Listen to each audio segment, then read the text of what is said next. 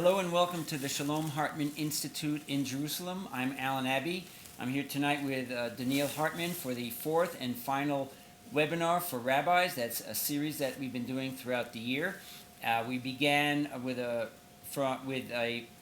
presentation by Yehuda Kurtzer on Rosh Hashanah, and fittingly perhaps we're closing with Donniel Hartman speaking about Yom Ha'atzmaut, which is the culminating holiday of what we sometimes call the High Holy Days of Israel.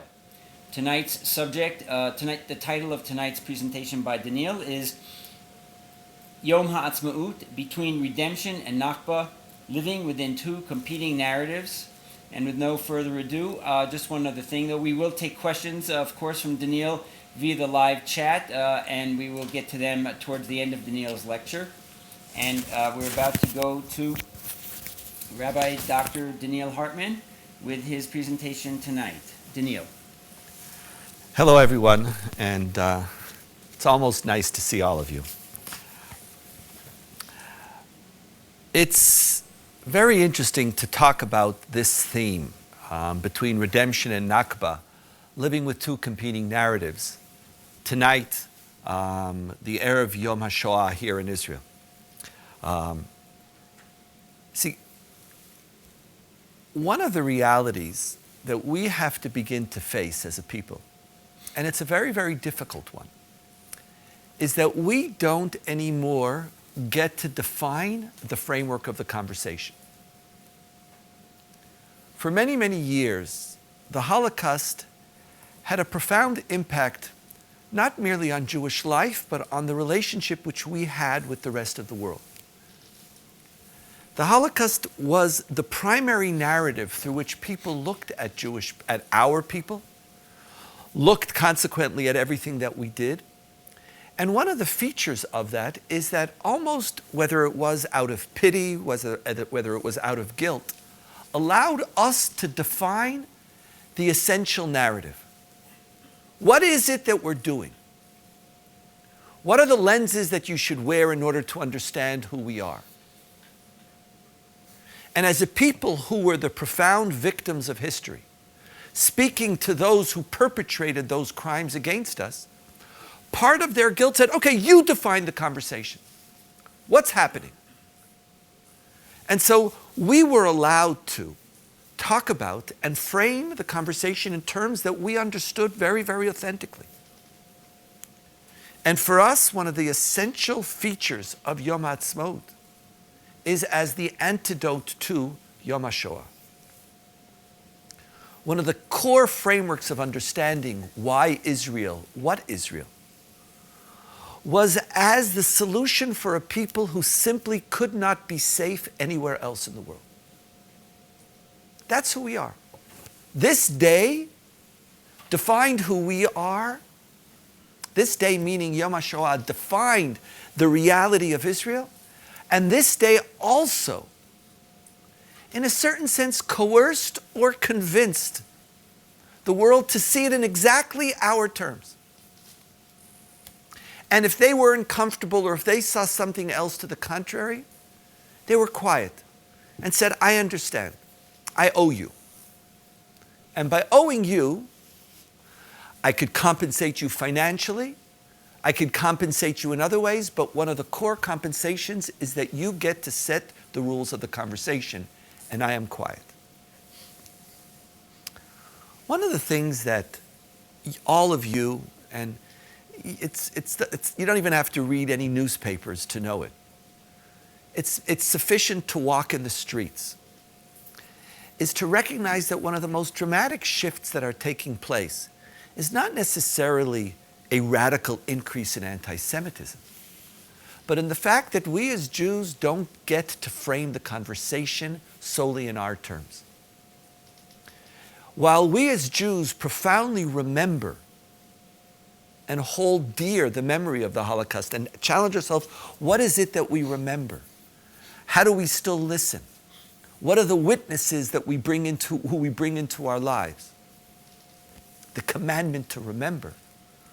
For more and more of those individuals with whom we share our world, the larger non-Jewish world, the Holocaust is an irrelevant phenomena in their relationship with us. They were not born. Their parents were not born. They don't see themselves as anti-Semitic. They don't define themselves in those terms. And consequently, we as Israelis and we as Jews don't get to define what is the narrative of Israel. We don't get to say that the narrative of Israel is a Jewish people having a right to be saved, a right to have a place to live. Vice President Biden could still state it and remember his great moment with Golda Meir, in which he says, I remember that if it wasn't for Israel, Jews would have no place to live. But most people aren't buying that answer anymore, because the reality is there's lots of places for Jews to live. And one of the painful and very challenging issues that we have to deal with is that we could celebrate Yom Ha'atzmaut however we want to, and we ought to. We have to have our narrative. We have to have our conversation. We have to have understanding of what Yom Ha'atzmaut means to us.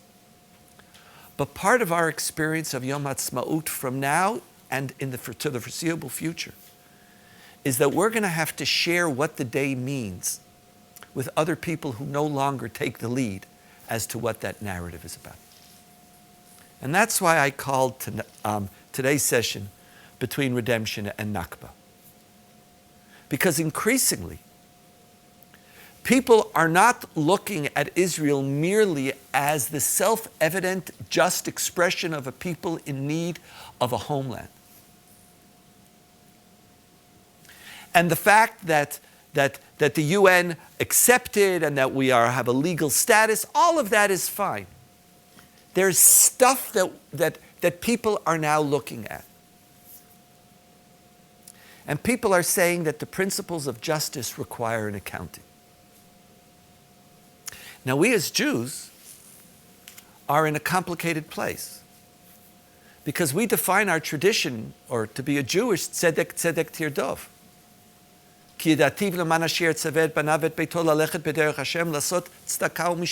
We were picked. We are a people whose calling card is justice. We can't be a people, and certainly are not a people, who say, oh, justice I don't care about. But we are just because we were the victims. Don't you know the Holocaust? They're not buying that story. The values that we share, or the values that define us, and the values that we share with many of our best friends, are precisely the source now of a counter-narrative, in which people are asking, how do your standards, your values, the values that we've spoken so often about in our Jewish, Christian, Muslim dialogues and trialogues, how do you take ownership over that which you said you are? And it's deeply frustrating. Because why are you talking about that? I don't want you to talk about that. But as we move further and further away from the Holocaust, we don't get to define what the conversation is. There's an interesting paradox. The more powerless you were, the more you had the power to define the narrative. And the more powerful you are, the less you get to define that narrative. Now, even mentioning the word Nakba makes a lot of people nervous and can make a lot of people angry at me. And I want to clarify what I mean and what I don't mean. For many people, we can't use the word Nakba, which literally gets translated into catastrophe, because it is not a descriptive word, but it is a prescriptive word. It does not merely describe the catastrophe that Palestinians experienced, that Arab Palestinians experienced in 1947 and 48. But if you accept the term, you're not only accepting the facts, you're also accepting the notion of who is guilty. And therefore, to even mention the word Nakba as part of the Jewish vocabulary is basically to accept a narrative which undermines the legitimacy of the state of Israel to exist. I believe, while many people interpret it that way, that is not my intent today. And I would actually suggest that we as a community have to find a way to use the term. And I'll speak about that in a few moments. It's not a political statement to recognize that the Palestinians who lived in Israel pre the state of Israel experienced a catastrophe with the rebirth of Israel. I'm not yet ascribing any guilt. Could be that that catastrophe was a result of their rejection of the partition plan, of their leaving their homes under the notion that they would be able to come back and move into our homes. Could be because of the hostilities and the attacks that they instigated against the Jewish population. All of those are perfectly legitimate, and I'm not contesting them today at all. That's not my issue. But regardless of why or what instigated the events, it's not a politically complex or particular take on history or take on politics to admit that the Jewish people, when we returned to our homeland and created the homeland of the Jewish people, that we returned to a space that was not empty. And that those people who were here were not overjoyed. And that our national rebirth, our tikva, our hope, was not their hope for 2,000 years. And the loss of life, the war, the loss of land, the loss of homes, the refugee status which ensued, is descriptively a Nakba. When we argue whether there was a catastrophe or not, we are losing a very large part of the audience who looks at us as people of justice, because we are on the wrong side of a factual claim that we cannot win. And instead of arguing whether there was, the key question we have to ask is, what are the consequences of whether there was? What do we do about it? What does a people committed to justice do if part of our history was not a simple one? That part of our history gave birth to a catastrophe on the part of somebody else.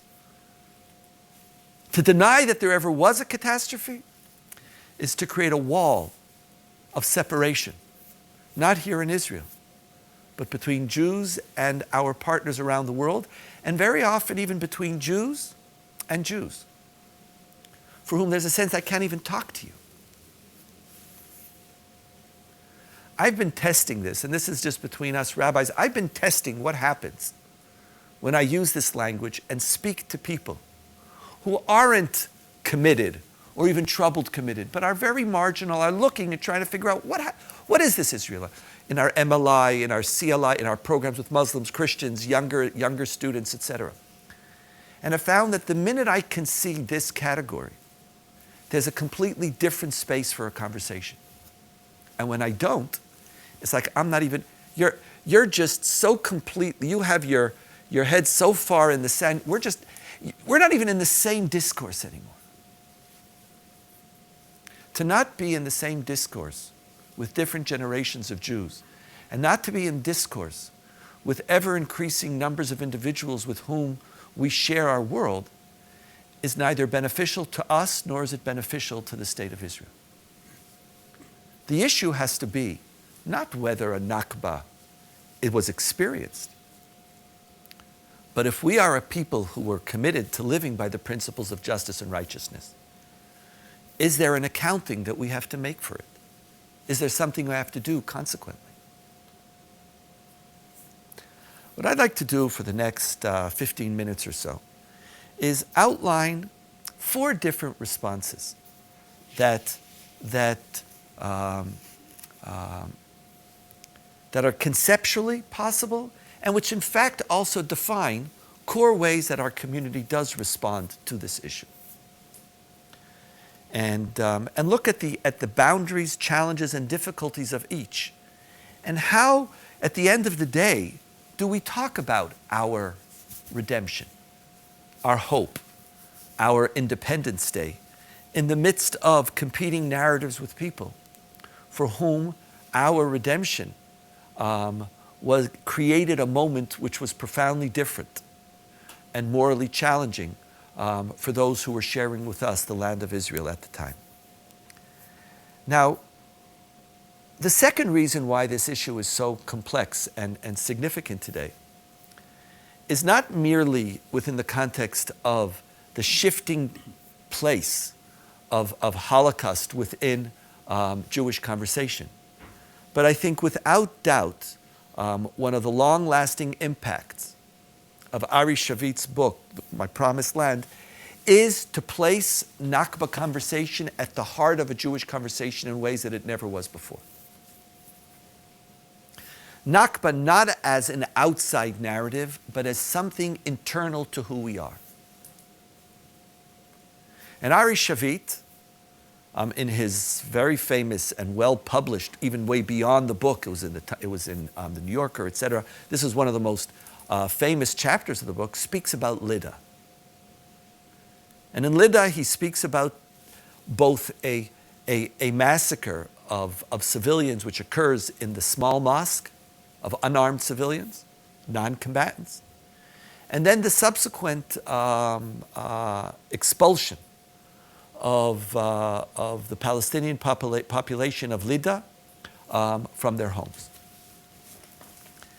Now, Ari Shavit states in one of the most powerful and also troubling lines in the book, without Zionism, there'd be no Lida. But also without Lida, there'd be no Zionism. And in doing so, places Lida at the heart of the Zionist conversation.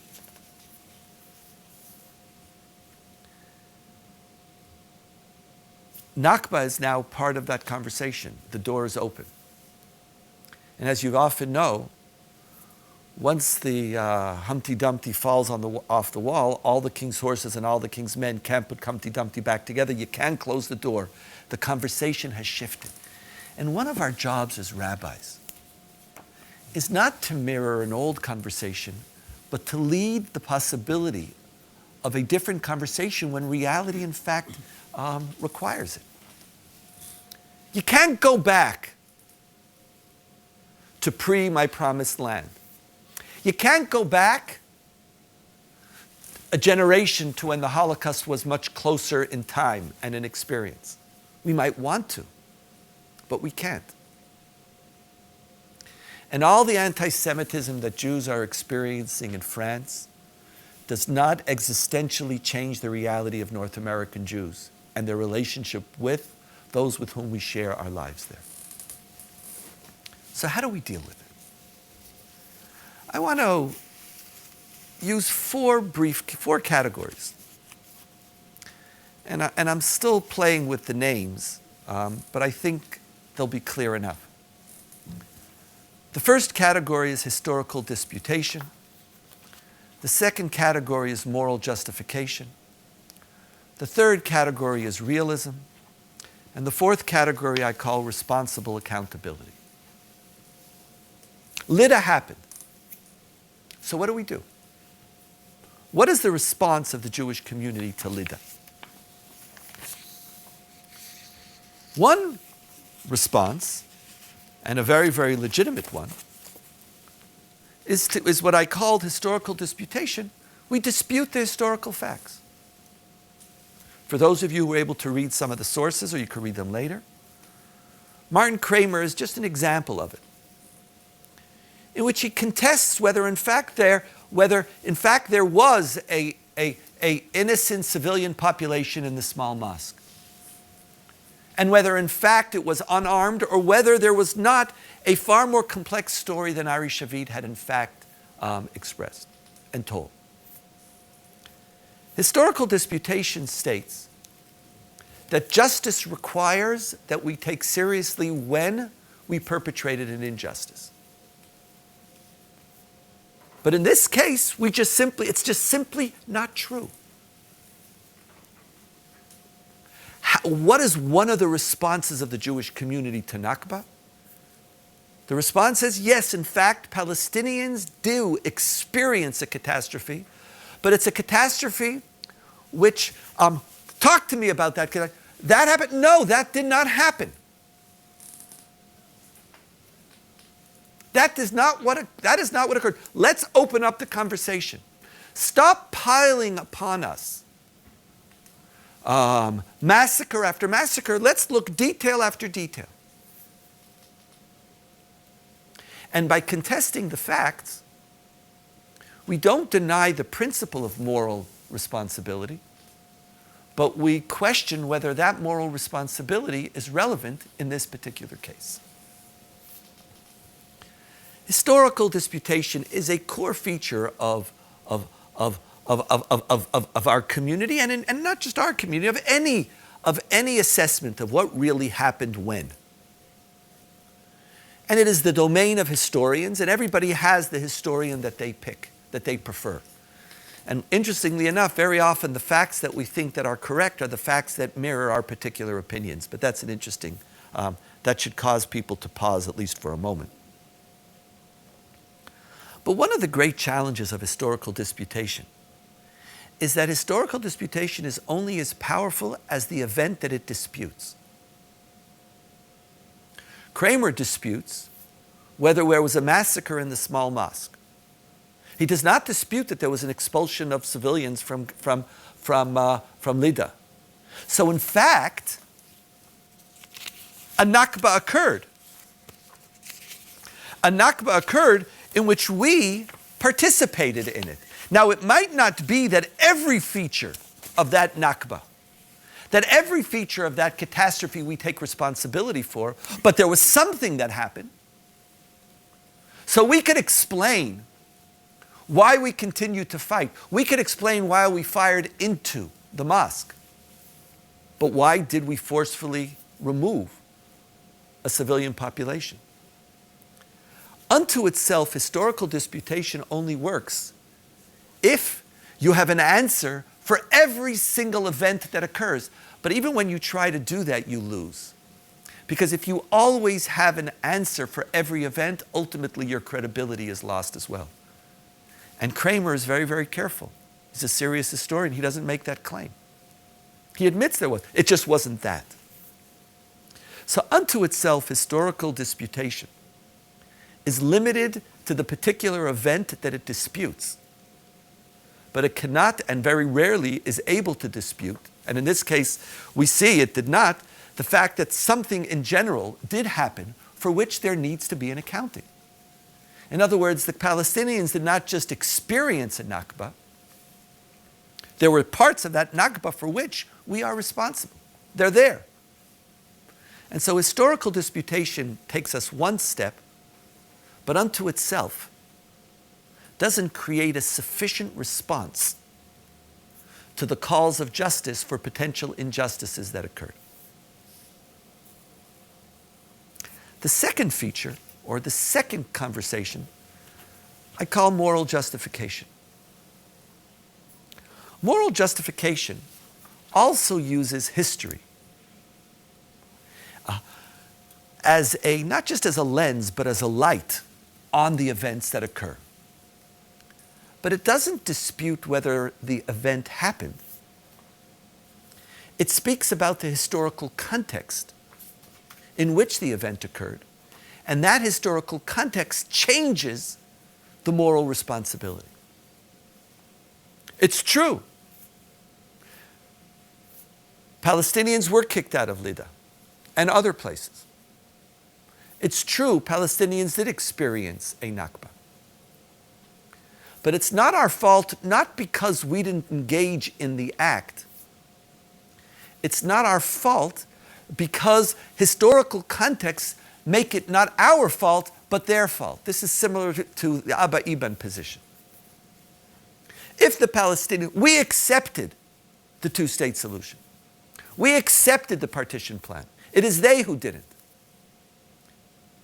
If they had accepted the partition plan, if they had not begun to attack murderously both the Jewish population within Palestine/Israel and the armies around did not attack us, there would not be a Nakba today.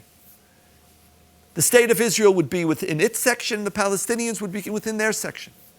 A Nakba occurred, but moral justification argues that we have no moral culpability for it. So where historical disputation says, if the event occurred, we are morally responsible, moral justification says you're not morally responsible, even though the event occurred. And that the primary responsibility lies on the Palestinians.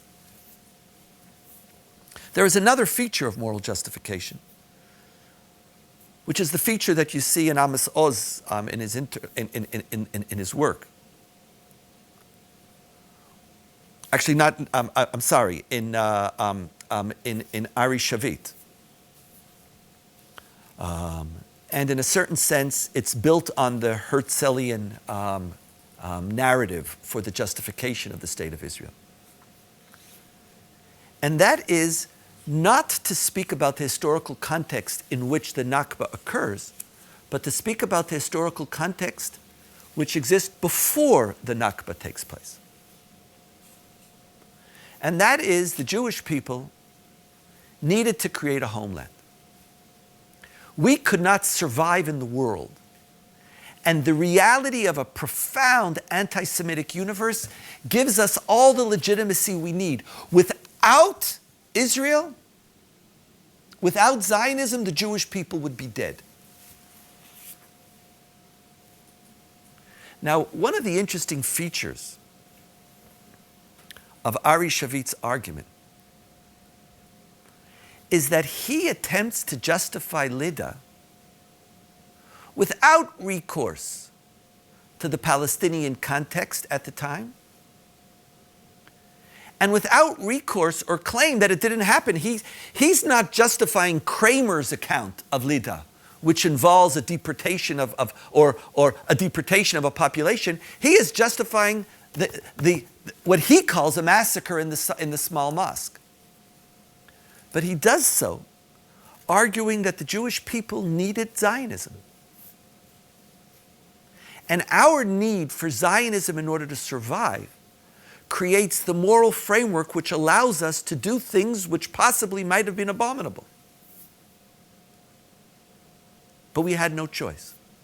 As you saw, in the Hitchens text, one of the interesting, what happens if a person falls from a building and lands on somebody else?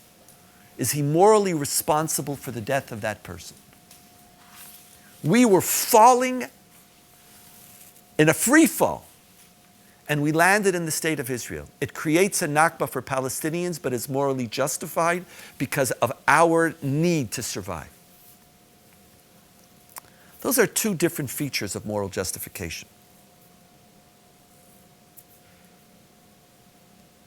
But one of the challenges of moral justification, no different from historical disputation, is that unto itself, it also is deeply challenging.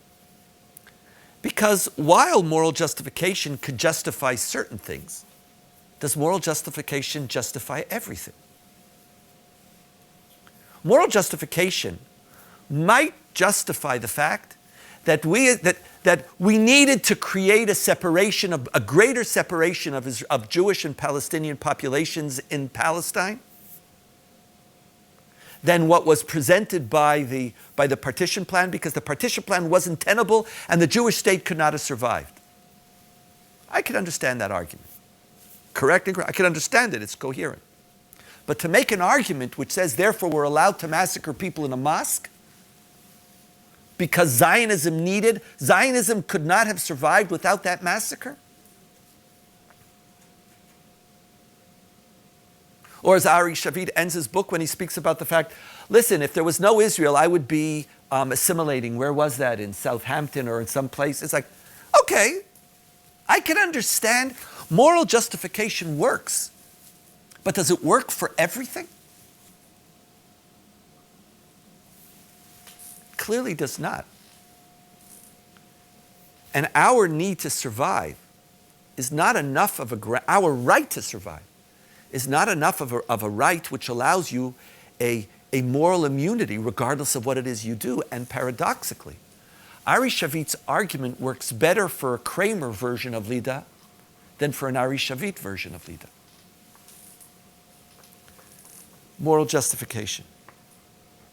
A third and next stage in this process of Nakba is to follow the instinct of moral justification and to admit things happened. But under the argument of realism, things always happen. They always happen. In every war and in every moment of foundation of a new country, and most new countries are founded in the midst of some forms of conflict, bad things happen. These are the rules or the consequences of living in a real world. And as Amos Oz's interlocutor argues, it's only diaspora Jews who have a problem. Grow up. Part of being sovereign is to recognize that we have to live in the world of realpolitik. And in the world of realpolitik, you have to go to war. And in going to war, civilian populations always suffer. Always suffer. And if the Jewish people don't want to accept this, they have to get out of the nation business. Zionism is not simply a framework in which the Jewish people are trying to express their values. Zionism is a framework in which the Jewish people accept that we need to do what we need to do in order to survive. If you don't want to do that, go back to build synagogues, stop building countries. Now the challenge of realism, and realism, each one of these arguments, and I'll say that in my conclusion in a few moments, each one of these points is very, very poignant and compelling.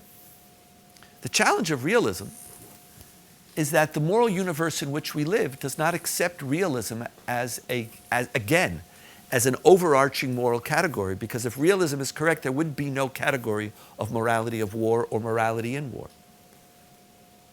We accept that wars are necessary, but how you fight these wars and what you do in these wars is judged very, very critically. Israel's code of ethics for its army is the ultimate rejection of realism. We accept that there is a distinction between combatants and non-combatants. We accept that we have to use our military force only for a just war, only in self-defense, only to the extent that's necessary, only proportional to the threat. And we have to do everything in our power to avoid civilian casualties as interpreted by the army, including endangering Israeli soldiers.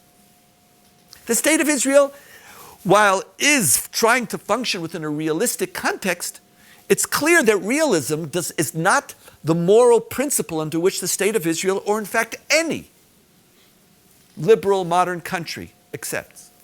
Every country accepts core principles of morality of war. And realism says, listen, it happened, grow up. Again, it depends for what. Except, therefore, we could kill civilians? Does realism work for the lida of Ari Shavit? Now, it's clear that it could work for some things. It's true. There is collateral killing or collateral death. Things happen in war. But does that mean that once you're in war, all rules are off? That is not the rules under which the state of Israel functions, nor is it the rule in which any of the people in the worlds, in the universes within which we live, they accept. And if you argue for a category of realism to a group of people for whom, including ourselves, we call for realism when it comes for Israel, but don't use it in the same way when we talk about other instances, then what you're ultimately saying is that Israel doesn't need to function according to the same principles of justice that we apply to other people. The last category with which I want to conclude, and I see time is moving, is what I call responsible accountability. Responsible accountability accepts that there are parts of Nakba that we are responsible for. And that beyond the moral justifications and beyond realism, there are events that historical disputation cannot dispute. There are things for which we have to take responsibility for. The essence of responsible accountability is that we need to be responsible for the event But responsibility for the event does not mean that we have to enter into the Palestinian narrative of Nakba, which ultimately leads to some notion of a do-over or pressing a restart button on the whole Zionist enterprise. Recognizing that there are things that we are responsible for does not mean that the state of Israel loses its legitimacy. And in a certain sense, there's a realism to this. We are like every country, it's true. At our moment, there are things that we might have failed at. Therefore, let's take responsibility for them. And that responsibility means to accept that we are accountable, to apologize, to accept pain, to offer compensation. But if compensation means that I have to roll back my own existence, responsible accountability says that is beyond the criteria of justice. Justice requires that I be accountable for an injustice that I have perpetrated. Justice does not demand of me that I perpetrate in the name of justice a far greater injustice by now taking 6-7 million Jews in Israel and kicking them out of the country, or reversing 60 years of history. On your own, look carefully at the responsibility of states for international wrongful acts of the United Nations Commission. And look in particular at Article 35 about the principles that restitution should be made, but only if it is not materially impossible and does not involve a burden out of all proportion to the benefits deriving from restitution instead of compensation. The notion that my responsibility to undo an evil means to create another evil is completely off. It's not because it's not politically feasible, it's not what's required by justice. Responsible accountability wants to create a space in the Jewish community for not engaging perpetually in factual debates, but accepting responsibility, recognizing that as a people, unlike as Naftali Bennett and the Beit HaYehudi's party, their slogan, Mafsikim Litnatzel, we have nothing to apologize for. I can never understand how a religious party could use that slogan. What do you mean, I have nothing to apologize for? When the essence of a religious person, the essence of being a religious person is to recognize that there is no person in the world who is so righteous that they do not sin. And that a fundamental feature of the commandment of tshuva is that it applies to every single individual. There's nobody who comes to Yom Kippur and says, I don't need it this year. It's a bracha levatala for me. I'm safe. What do you mean? That you did not fail? A tradition which says, Ki yetzer lev adam rami ne'urav? What religious tradition are you? Not mine.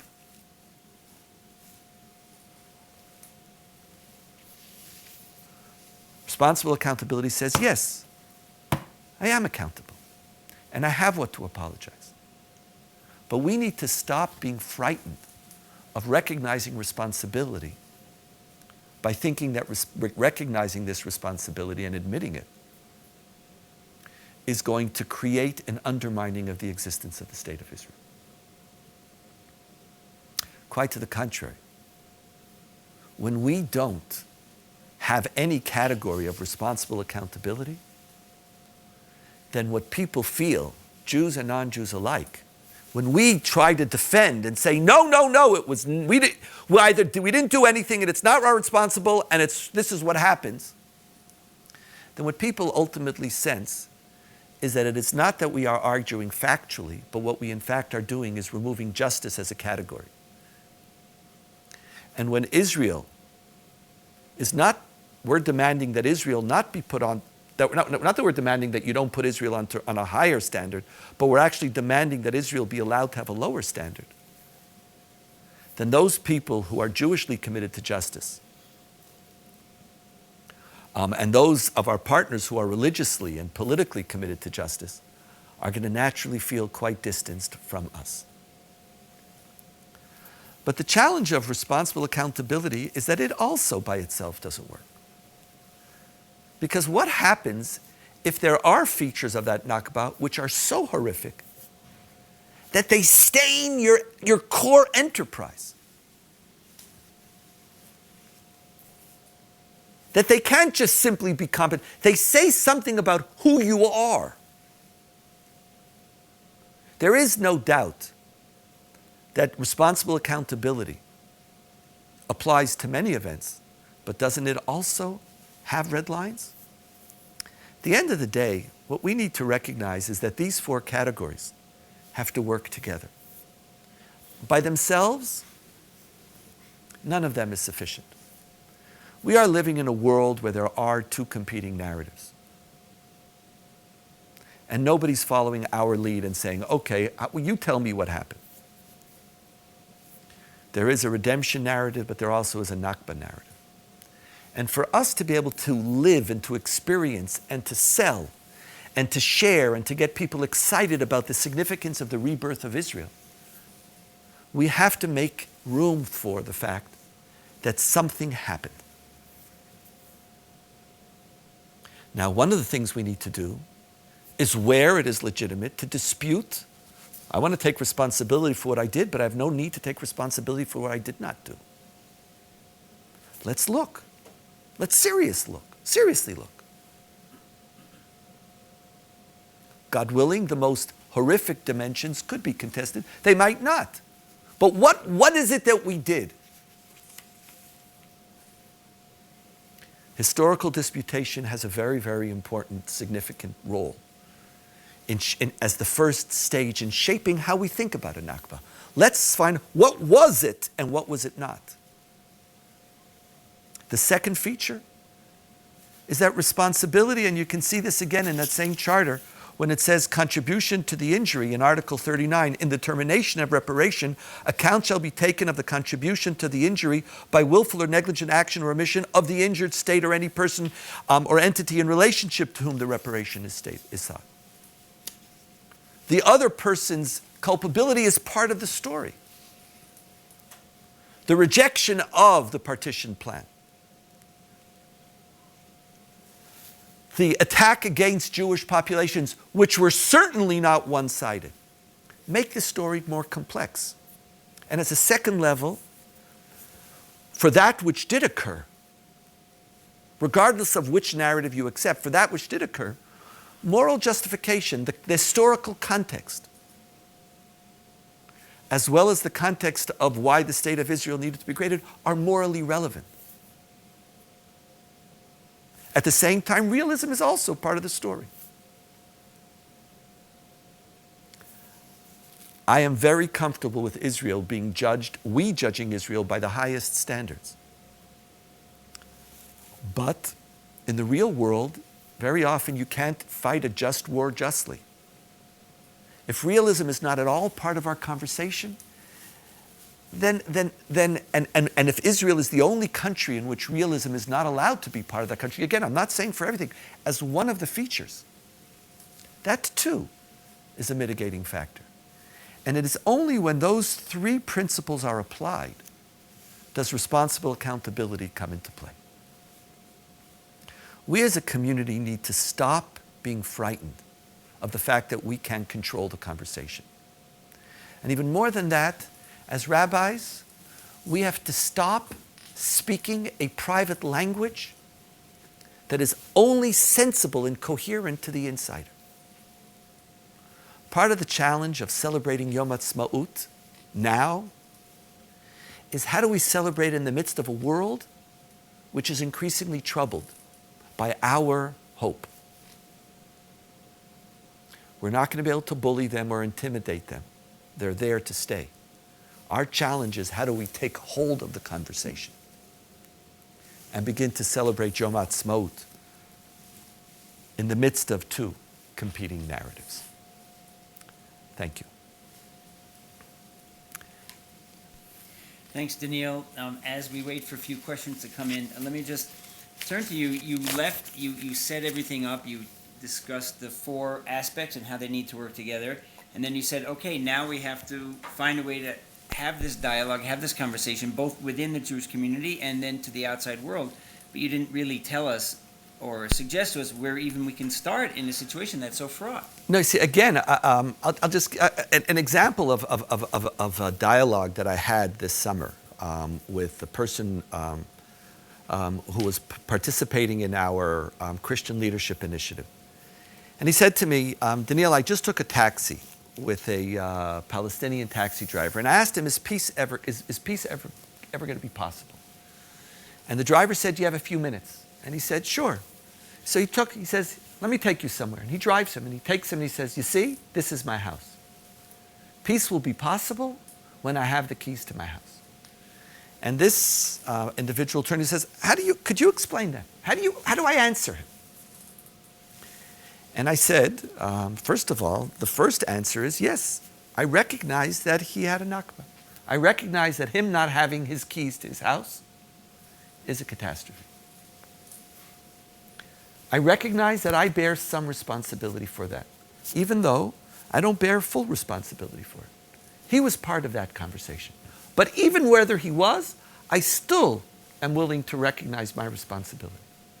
But if the only way for me to recognize my responsibility is for me to disappear, then we as Jews aren't going to act on that responsibility. And this person looked at me and he says, I get it.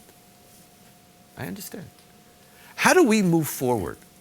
Responsible accountability, as my colleague Tal Becker often speaks about, our challenge is not to contest each other's historical events, but to ask what the future is going to be like.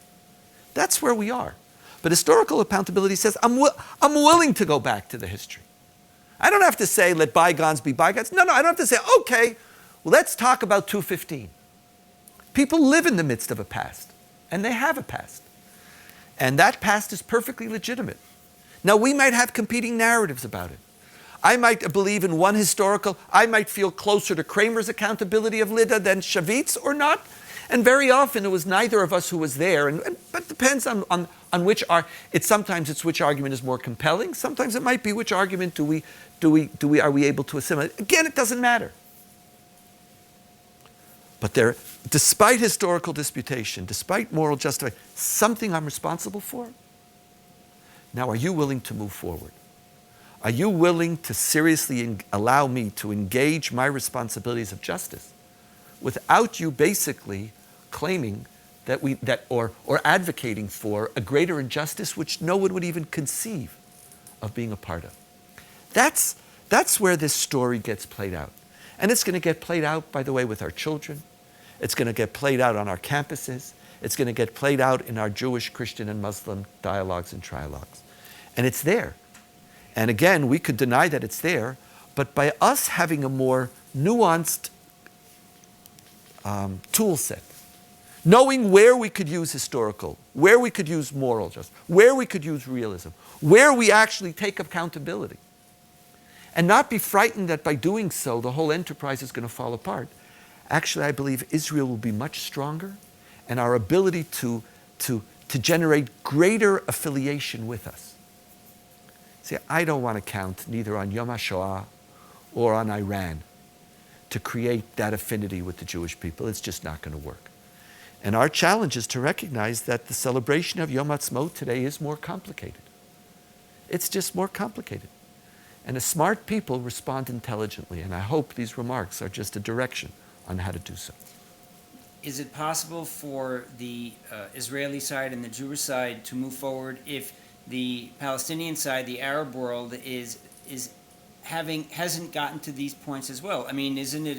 It's true. Is it possible if it's not a two-way street or some kind of even playing field? Great question, and I don't know the answer to that.